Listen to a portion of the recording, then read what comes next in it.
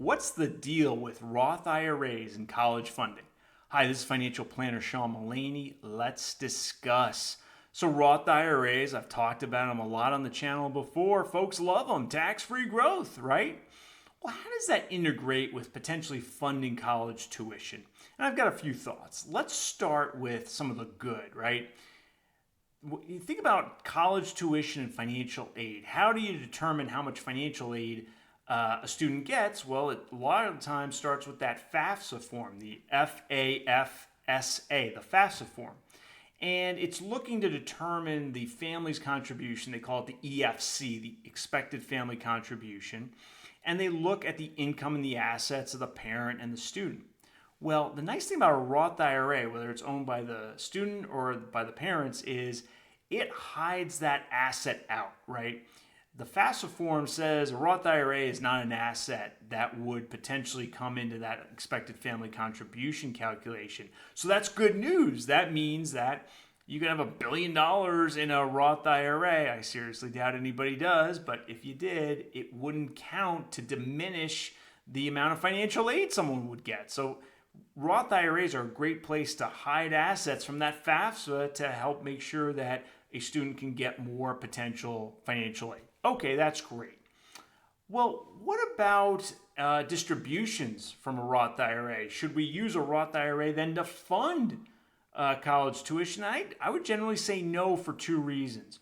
One, distributions from a Roth IRA can create income for purposes of determining the income on the FAFSA. And it's weird too, because recall that many distributions, even if it's from a student's Roth IRA, are just going to simply be non-taxable return of contributions, right? So you wouldn't think that creates a problem, but FAFSA doesn't care how the Internal Revenue Code treats that distribution. It's going to look at that distribution as income. That's not such a good outcome, right? So that's one reason we don't like using Roth IRAs to fund college tuition, right? Here's the second reason. Roth IRAs are great for tax-free growth over many, many, many years. Even many parents with kids in college might themselves only be in their 40s, 50s, or early 60s potentially. You know, it depends on the situation, maybe later 60s. But still, you know, that Roth IRA potentially could bake for a long time, even in the parents' hands, even if they're already in their 60s, right? So we shouldn't be looking to take distributions from a Roth IRA, and potentially in our 40s, 50s, or even 60s, or at least we shouldn't be planning on it. Doesn't mean a Roth IRA distribution couldn't be the right thing, but it comes with an opportunity cost. Somebody even in their early 60s hopefully has maybe 30 more years to live. Now, that's not life expectancy, but still it's a potential. And think about the student, right? Mom and dad might be 58 years old when junior goes to college. Well, junior's 18.